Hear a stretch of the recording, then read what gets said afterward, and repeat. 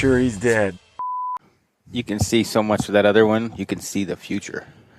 I knew I was going to shoot that squirrel this morning before we left, and I knew I wasn't going to get a bear today. Hello, Eric. Hey, Jeff, can you hear me? No. Okay, so put that microphone pretty close. Try not to breathe on it. One of you jokers are breathing on it. It's usually the nose gets us. Are you making nose jokes about me already?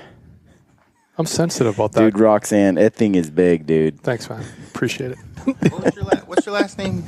Gary, what's your last name again? Hilscher. All right, folks, welcome to the Gritty Bowman Podcast. We're here in BC, British Columbia, Canada. And Mr. Aaron Snyder is going to introduce this illustrious crew of individuals. To my left, we have Jeff Buzz Lightyear Lander. This is Ryan 50 Cal, or Ryan. Oh, Casey's gonna love you for that. And then over here, which Gary Hilscher? Yeah, you Hilscher. And I've known all of these guys actually about the same amount of time hearing about them. I've actually known probably Ryan and Jeff the longest, and I've heard about you as long as I've known them through Clay Lancaster. Because, Gary, you also guide for the Lancasters up in Nahanni, Yep. Butte. And then, Ryan, you look for First Light. And then, Jeff, you've been here at this spot for 10 years? Yeah, going on 11. 11 years. And then you also have an outfit in Alberta? Correct. For Mule Deer.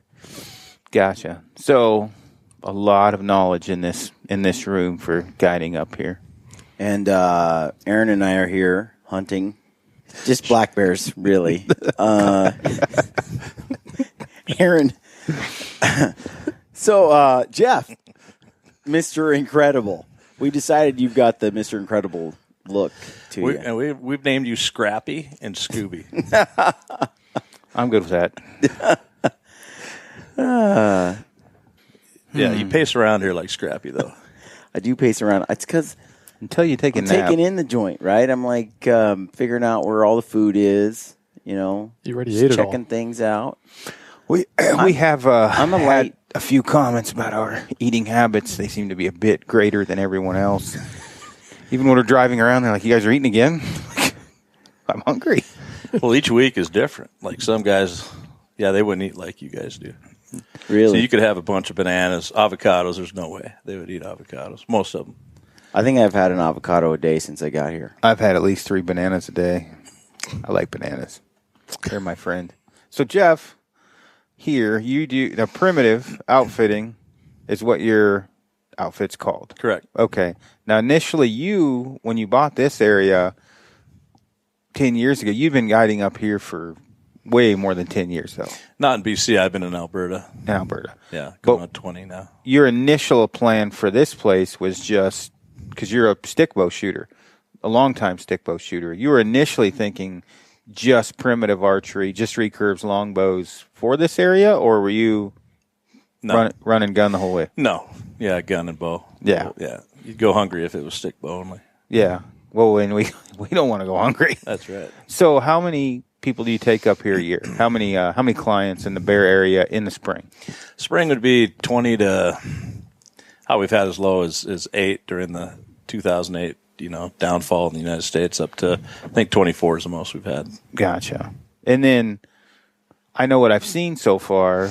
You produce some pretty big bears. So you're looking for 7-footers. No, we're looking for mature boars. Yeah. Yeah. Okay. How big does a mature boar get around here in British Columbia, in this area? Well, this year, our biggest one, 7'4", and he was pushing, Wow. between 20 and 21. We don't know the official score on that yet. Wow. But any bear over 6.5 feet boar-wise Yeah. is going to be Mature. Mature, yeah. They're all different sizes, kind of like all of us in here. We're all mature. We're all different sizes. I don't know about mature. Yeah, Gary's been hunting with us for 2 days. Yeah. So, I've already seen several different colors of bears. So you've got black bear, cinnamons, chocolate. So what's predominantly blacks up here, and then you get little bit of everything else thrown in? I would say 10% color phase, but that's gone up because the last 10 years we don't shoot color phase bears unless they're big. Mm-hmm. And Okay. I don't know. Gary would probably agree with me. We've watched the numbers rise. I would say now it's probably 15% to 20% of what we're killing is color phase. That's pretty cool. Yeah. We've seen some, like today's cinnamon bear. That was a gorgeous I just wanted to take a bite out of it. red bear. Like chocolate. Yeah. But they say, like in Idaho seems to have a lot of color phase bears, and that the drier regions have more color phase. Like where we're from, Gary and I is 8 hours south of here. I would say 30 to 40% of the bears where I hunt are color phase bears. And the first 5 or 6 bears I shot with my bow were chocolate or cinnamon. Here it's very wet, very, very wet. So, it seems to be predominantly black, but a lot of blazes, a lot of V's, a lot of white on their chest. And, yeah. So I've hunted bears in Oregon, a little bit in Idaho, and pretty much on Prince of Wales Island. And the one thing about the bears that I've seen here are the coats are just the best I've ever seen, by far. Is that pretty normal, or is this just a good year? Not a lot of rubbing? No, it's this way. I mean, your big mature bears usually have really good coats. And, I mean, there's different theories. My theory is that they're hanging out in places that, are cold and damp and dark. And then when it's time for breeding season, they're all of a sudden showing up. Because a lot of times their claws are long, the hair between their toes are long, so they haven't been walking roads long. Okay. But a lot of your sows and younger boars, like today, we saw one that was rubbed. Yesterday, rubbed. The smaller ones seem to be. We saw a small bear today that was kind of rubbed out a little bit. But I think they've been out in the open for a while. Yeah. Yeah. And is it just the flies and stuff get to them and they're rubbing or? The heat, yeah. Yeah. Wearing 5-inch coats in this heat. The mosquitoes are pretty bad, so, yeah. What mosquitoes? I mean, Look at Aaron's face. I made a mistake not putting enough on this morning on my face. I thought I got it covered. bug but spray? I thought it was puberty. That too. A little itchy. But so what in Alberta? That is known as one of the greatest mule deer hunts you can probably go on from anyone I've talked to. As far as just the area's cool looking, and then obviously trophy caliber, and everything you'd like in a mule deer hunt. Now, what's the average deer you would say you take out of that area in Alberta? The average deer that we take out of there would be realistically in the 60s, because most guys don't want to wait for stuff that's bigger than that. How many deer do you see over, that 180 to 200 mark daily, or? No. I would say, 180 to 200 is a big difference. But a buck, let's say, that's over 190, 1 or 2 in a fall. Mm-hmm. Yeah. How many over 180 to 190? Half dozen. Yeah. Yeah. Yeah. And they're usually roughly in the same area, so, I mean, you can, they're there, and a lot of times you just wait to get the right wind or whatever to move in on them. So you get to know these deer very well. Yeah. Yeah. Now, the mule deer portion of your operation, I should say, didn't that start, or wasn't your idea to kind of cater more towards the traditional archery guys for that portion? Or was that just a bigger part of your clientele when I showed up on the scene, when our lives collided? Yeah. No, I mean, I think, my approach was that's what I shot. So that's kind of what I focused on. And my first, clients in were TJ Conrad and Don Thomas from Traditional Bow Hunter in 93 or 94. So I was known more in the traditional community than anywhere else. But, now it's, I would say 90% of my guys over there, less than that. It's probably 60-40 are compound guys versus traditional. But, yeah. And same in the Edmonton Bow Zone for whitetails. That's. What do you think the success rate is, traditional versus compound? For kills or opportunity? Head in hand. The difference, I would say traditional would be 20%. I'm just throwing this off the top of my head. mule deer? For mule deer. And compound would be 80. How about shots like Opportunity is projectiles 100%. out of the bow? Very few people aren't releasing an arrow. Yeah. I mean, last year we had one gentleman shot a mule deer. It was 21 feet. Did he hit it? Oh, yeah. Good one? We never found it, yeah. Yeah. So, and there's a lot of really good traditional shooters and obviously compound. But what happens, the compound shooter tends to shoot farther. And I've found, we wound exactly the same. If there's wounds, the compound shooters are wounding just as much as the traditional guys are. Yeah. But the difference is 90-yard shot, which never, doesn't happen very often. When it does, there's usually some spanking afterwards. By me. But longer shots. He's got big hands too, ladies and gentlemen. He spanked me yesterday. Yeah. I spilt the coffee. So how like it's 8, 10 tags? What is it you get in Alberta? I get 6. 6, okay. Yeah. And then here, you around 25 bears is your cap? Is the most you'd probably go? Yeah, 25 to 30 we could handle. Gotcha. Yeah. Now, are you going to try to expand at all? Trying to, Yeah. looking at it. Gotcha. And then, But I am limited on grizzlies. Like, I can only kill 4 grizzlies in 5 years. gotcha. And then a moose? 13 bulls in 5. Yeah. Now, how's your success ratio on moose? Pretty good? Yeah.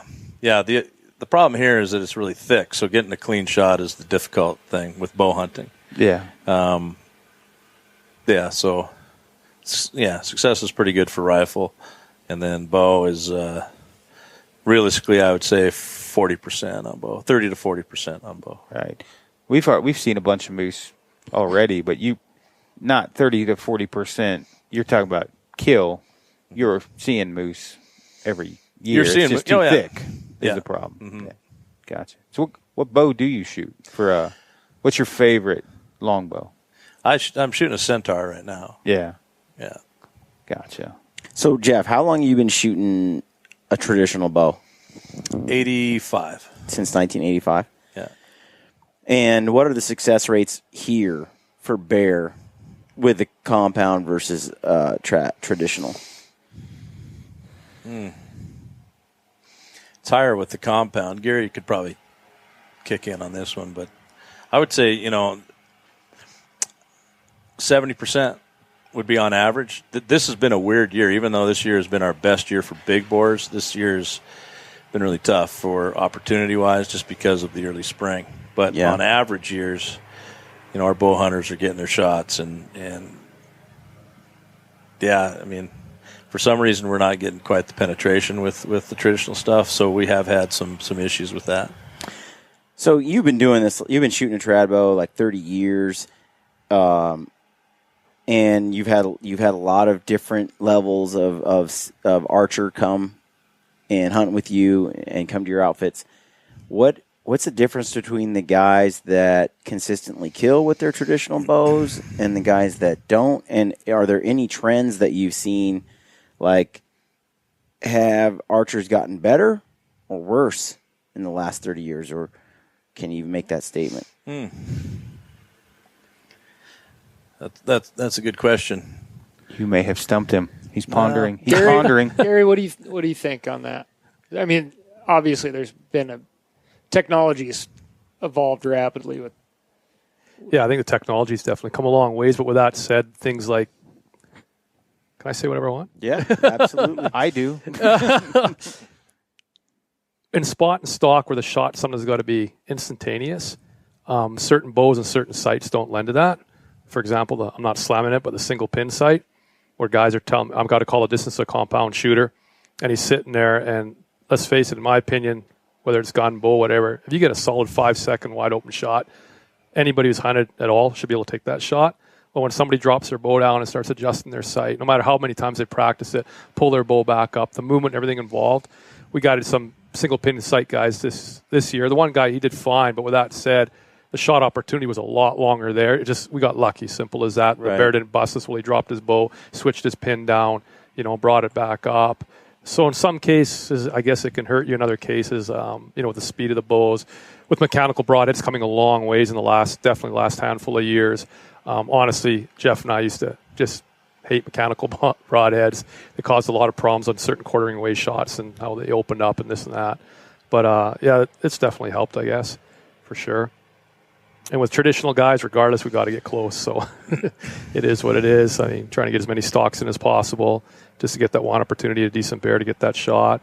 The biggest thing we see, though, with bears, and this doesn't matter what outfit you work for, whether it's grizzlies and blacks, there's no definition on them, like really noticeable definition like elk and deer where you can see the shoulder blade. Right. And I think a lot of people, this goes gun or bow, and we had the problem already this year, are just pointing and shooting instead of all of a sudden getting that really tunnel vision where you just pick the spot exactly where you want to shoot at. And for bow hunts, sometimes it's a lot, this front shoulder shots, which in most cases do nothing to the bear. With how some of the bears move around here, it's pretty cool. Jeff guided a guy a couple of years ago up one of our roads here, and he hits this bear, and he calls me up, and we go look for him. We probably spent 5 hours looking for it, and there was a little bit of blood trail. Or noticeable enough blood trail, we couldn't follow it. Eventually, after half a day of looking for this thing, we gave up. And then last year in the same area, we had a rifle hunter, and this bear comes out, and Jeff tags the guy out, and we're cleaning it here. And here's this broadhead. Was it neck or shoulder, Jeff? Neck. It was in the neck, in the bone? Okay. Yeah. And so Jeff calls the guy up, and did you use such and such a broadhead? And the guy goes, yeah. And here's the same bear a year later in the same spot, and it'd been hit, So anyways, experiences like that are just, and we've had guys with guns on really easy shots, and same thing, clean misses, and I think they're just nervous or. Well, no, it's just more or less it's just a black blob sitting there, possibly in low light situations, and instead of picking that exact spot they want to shoot, they're just putting the crosshairs or their pin on it and not really concentrating on where the arrow is supposed to go or the bullet's supposed to go. Because in other areas, we literally have a 100% success rate, and whether it's doll sheep or moose or whatever it may be, caribou getting hit and the odd miss, and a lot of times the bears get missed. Well, like that bear we saw today that you went after. I mean, I'm looking at it through the binoculars, and it's just kind of like a big black fur ball. And it's like, where's the butt and where's the front, and without getting, and it's kind of dark in the trees and the shade.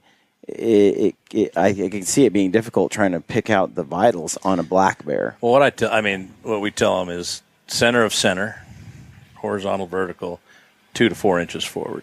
What happens is that a lot of guys and gals will hug that shoulder, and it's like when I go down to hunt pigs in Texas, they're telling me go low and forward in the pocket.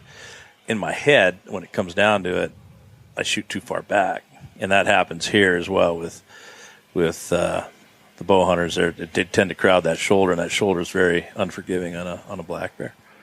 Shooting too close to the shoulder. Yeah. I will say, in my limited 2-day experience here, it's easy to get her done with a gun, I would guess, because everyone we've seen, including the big ones, you'd hop out and just drop them. Where with the bow, even especially with the stick bow, it's a little bit different. Because it's not that it's that far. It almost feels like murder with a gun. It's pretty.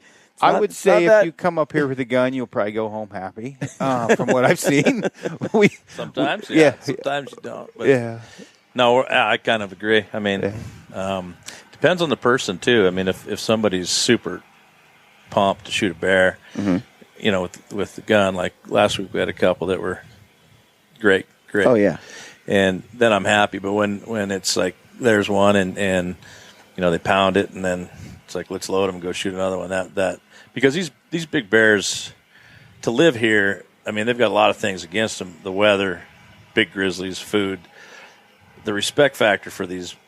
I mean, you see a lot of them, and after a while, they all kind of go together. But the reality is, they're a solo animal that lives solo, except for breeding season, and that respect factor has to be there with these hunters. So, but you're right; it can be just like, we just murdered one, kind of. I mean, that's.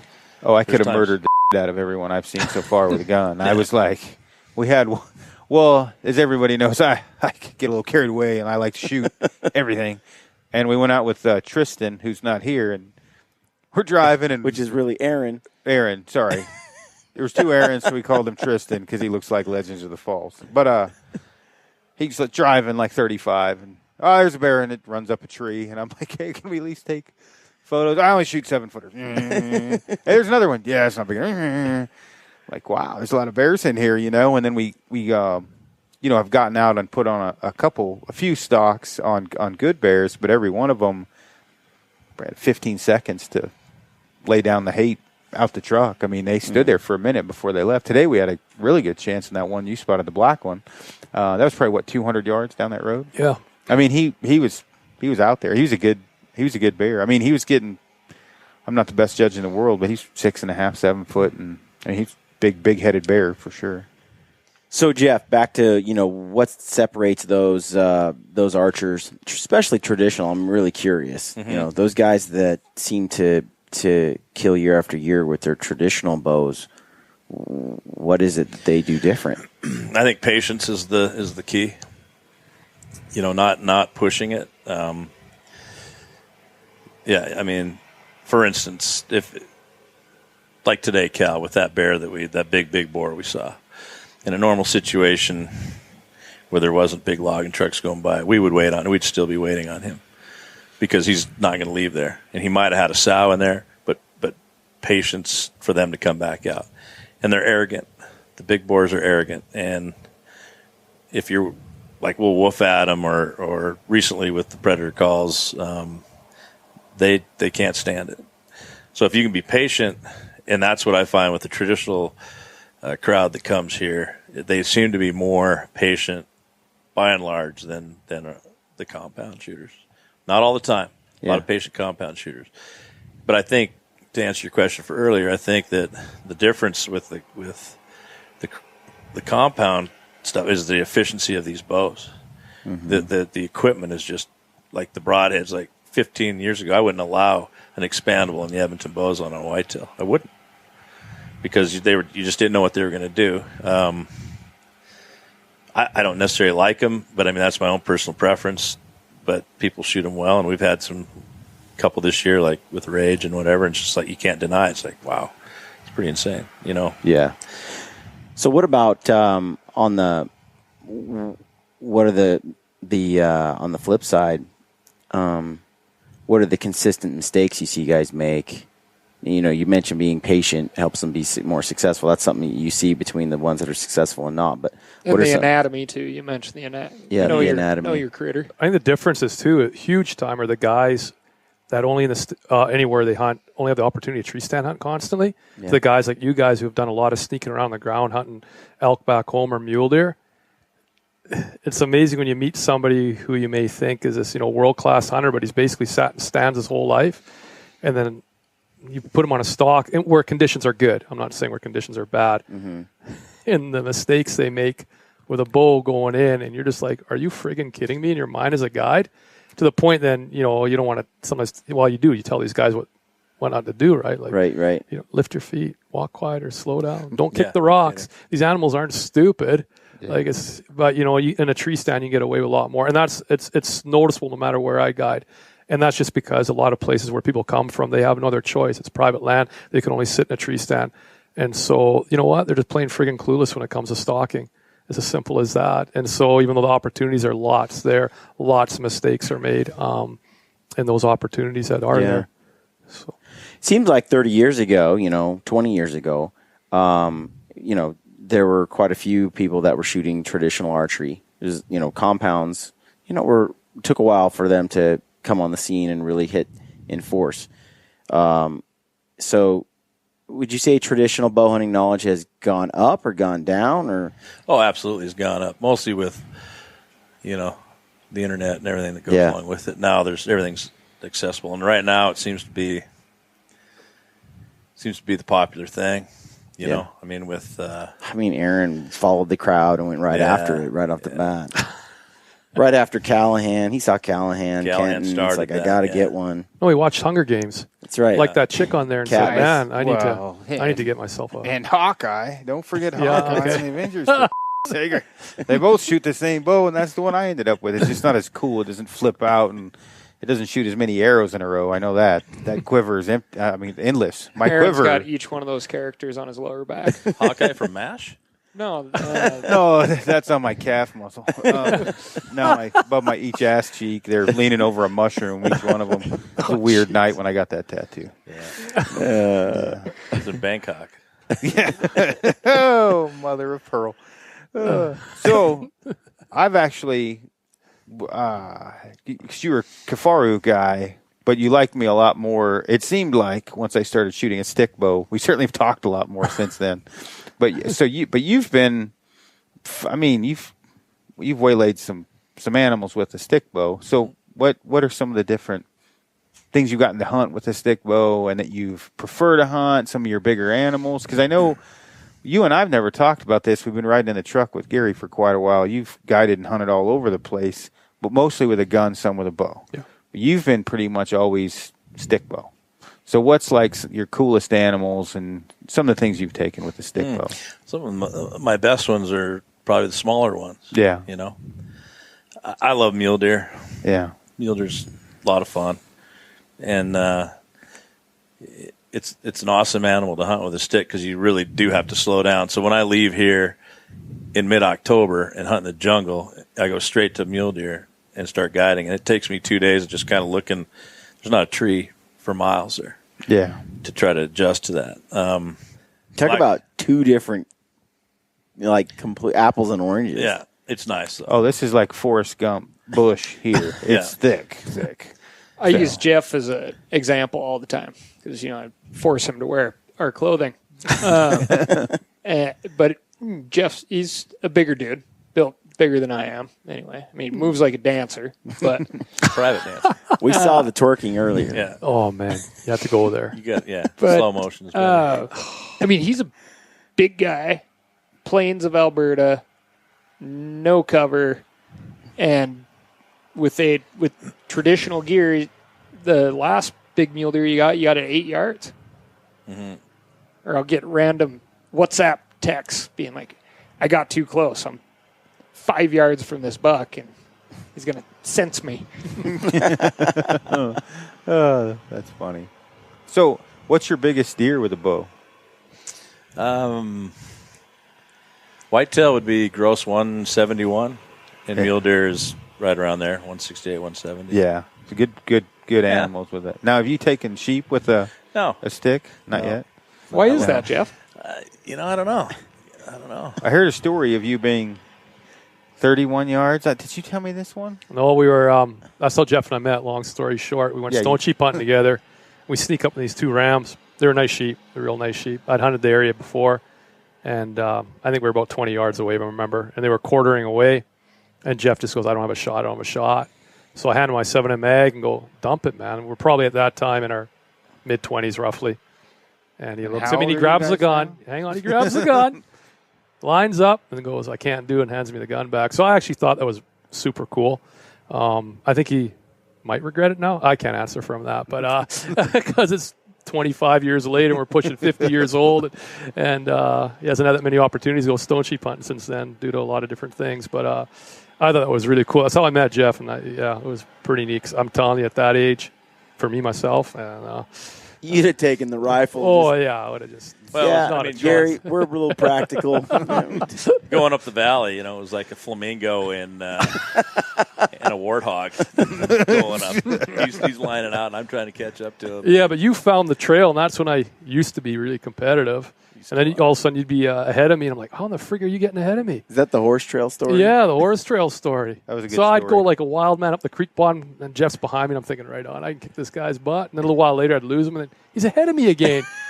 And I'd hike and then eventually, like, what the heck's going on? Well, he found a horse trail while I was rock hopping, so he's just smarter than I am, simple as that. Oh, that's funny. Oh, Lord. You're going sheep hunting this year, right? Mm. Yeah, okay. With Aaron, yeah. You're bringing the stick? Yeah. No, it's Aaron, it's Tristan. Tristan. Yeah, Tristan. So you're going with Tristan to a super secret area with his horses. Do you ride the horse the whole way, or do you walk behind the horse the whole way? Or do you kind of hop off every now and then? Well, Aaron, I've done both. Yeah. Yeah. Usually when it throws me off or falls on me, I walk the rest of the way. Yeah. Or it decides to drop down and roll. I'm usually grabbing for my bow because I don't want it to get snapped, and then I jump off. So it's half and half. I don't like going downhill with them. I don't like going uphill on them. So, I walk. But they're carrying a lot of the gear, right? So it's good. The stuff. No, used horses once. I kind of have the same opinion with you. In fact, the guy leading the horses had said something about if you don't keep your fat ass on the horse consistently, don't get back on it, because I kept jumping off because I thought I was going to die. I'm not used to horses. So, but he did have all my gear, so I just walked beside the little guy and, the whole pack train, whatever. I didn't mind walking. Didn't have anything on my back. It was great, and I didn't have to worry about dying. And, they're cool. I mean, they're yeah. I really don't have any complaints. They know that I'm scared of them. They just know, and they take advantage of that. So, but the last time we went up, we didn't have horses. Aaron didn't go on that one, but I did pack a sawtooth all the way up there. Did you? The other guys that were hunting up there were just shocked. It's like, what? But it was a lot lighter than theirs. So yeah. Did you bring the stove? No, there's no wood up really where I'm at. So, So I was wondering. That's cool though. So we should probably wrap this up for right now, because we got to get out and we got to head out and kill a bear. Yeah, It's Callahan's last night. Right. It's true. What is going on for tonight? We're going out with Gary, me and Brian, and you guys are you going to any super secret spot? Yeah. whatever. Everything's secret. Something- This time of year, though, I mean, you have to cover ground. Like, we've got lots of spots that we'll hike into and wait, but right now, breeding season, you just got to put the miles on. So, Well, dude, we haven't got in a rig yet and not got out to hunt a bear. Oh, we could have shot. You could have shot Tree. that Ewok yesterday. That doesn't count. Although that was a funny. Well, we could have shot Tristan as he's driving. I'm like, the one just ran up the tree beside it. It was 5.5 footer. He's like, yeah, we're not going to stop. And I'm like, cool. Can we talk about it? Wait a minute. It's stuck in the tree. But yeah, we saw 9 yesterday, and 5 with Tristan, couple today. Yeah, no, more than that. It's been action packed. Yeah, there's bears all over. Yep. It's crazy. Yeah, and then we had that cub. Well, it wasn't a cub, but the smaller bear run right in I front don't of us. know. It looked like a cub. Every day we're here, Aaron's it's first it's 7 foot or nothing. Then it's 6, and then it's 5, and That now is it's like completely not true, and anyone listening knows that's a lie. It did start at 6, and today it's 5.5. But yesterday, as we were driving down the road, I think Brian said, "There's a bear." I said, "There's a bear," and Gary was like, "Oh yeah," and I didn't. and I said, "He's kind of little though." Yeah, and I you said, "Can I shoot it?" And Gary's like, "Yeah," and he pulls over. Gary and I are the only ones that actually saw the bear. Get out. But we're both kind of thinking it's pretty darn small, but we thought Aaron saw it. Yeah, I saw it when we got out, and Brian's like, "It's right there, and I'm like, I can't shoot that thing. It's too small. He was only like 4.5 feet tall. He wasn't very big. That was cool too, though, because we got 20 yards from right him. on the road. Yeah, got a good look at him and stuff. It is very action packed here, and you said this isn't even that good of a year. I mean, you shot bigger boars, but the spring early, the grass is taller, or whatever else. I've never seen anything like it. Yeah. And I mean, that goes right across the board. A lot of outfitters are like with the taxidermist I deal with. He does all the shocky stuff and a bunch of other outfitters, and it's been a tough year because you can't see them. Yeah, we saw another elk today.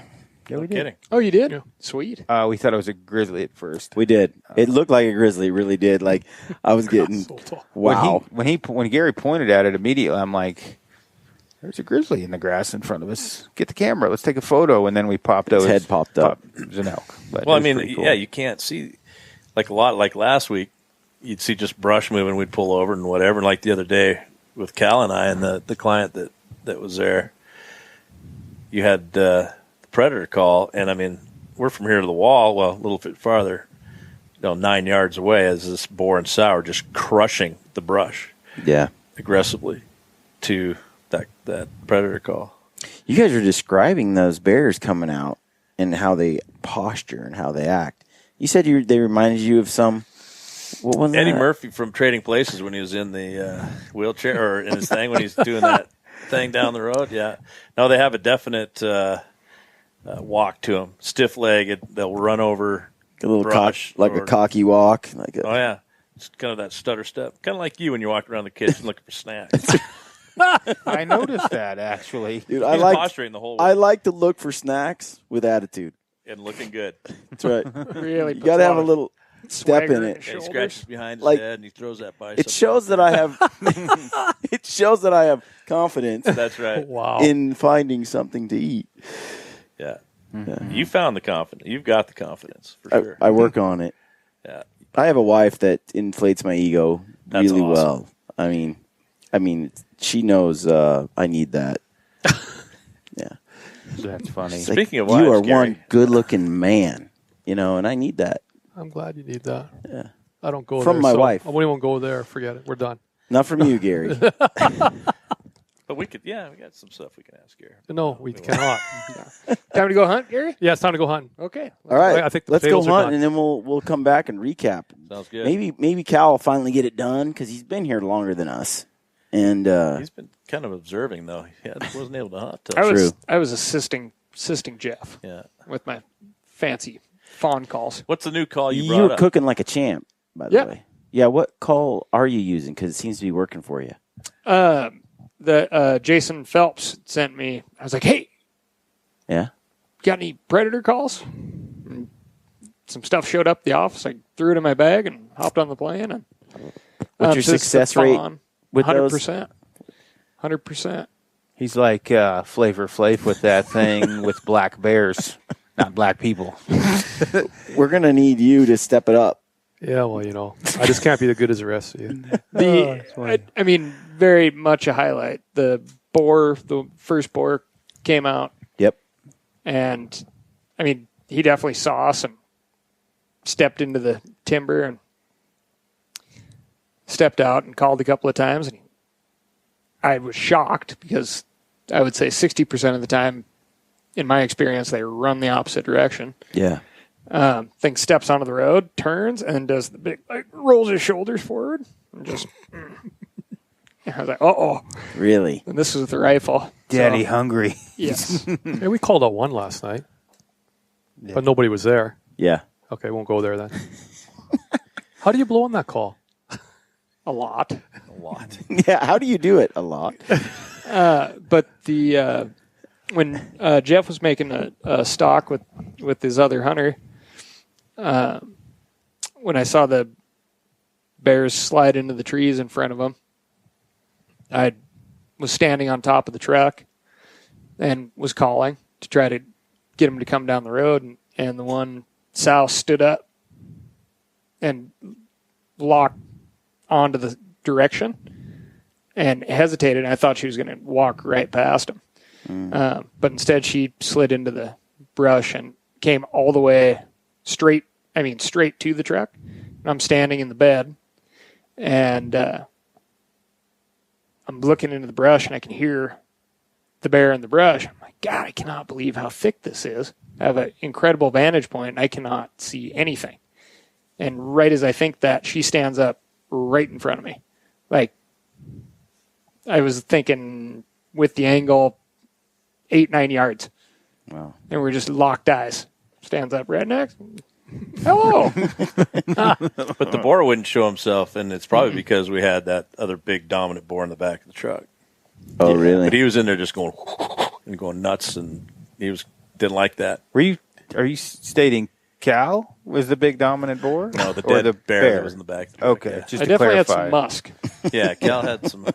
And you didn't have bug spray because you pulled a Snyder Yes. and forgot. And then Oh, I got. you got to keep your head on a swivel up here when Lander tells you, Buzz Lightyear says, put it on before you leave. He's not lying because it happens quick, and then you're out there and you got 95 mosquitoes on your face, and there's nothing you can do about it. It's awesome. Yeah. Yes. Yeah. All right. Let's go kill some bears. Sounds good.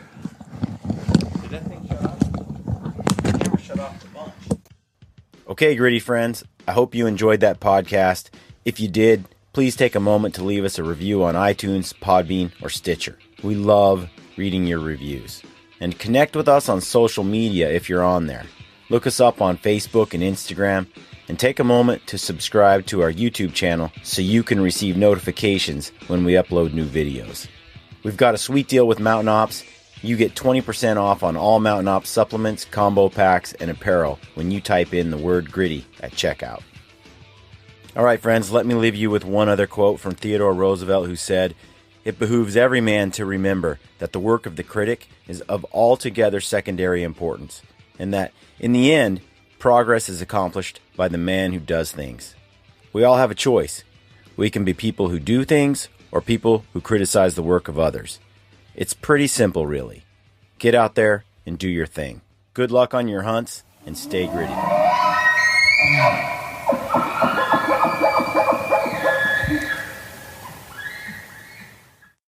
This is Ty Stubblefield, and you're listening to The Gritty Bowman. Gritty Bowman.